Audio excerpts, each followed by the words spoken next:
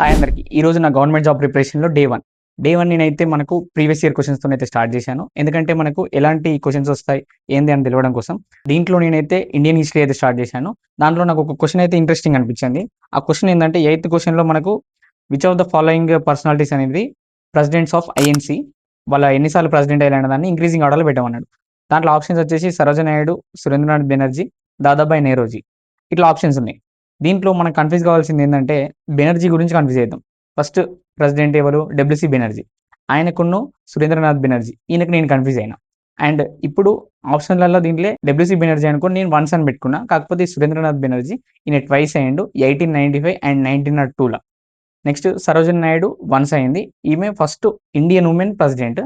Next Dadabhai Naoroji 3 times అయింది. So, ఇది increasing order.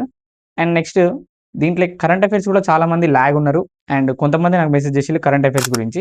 And July current affairs కోసం నా ఫుల్ నోట్స్‌ను నేనైతే ప్రిపేర్ చేసిన.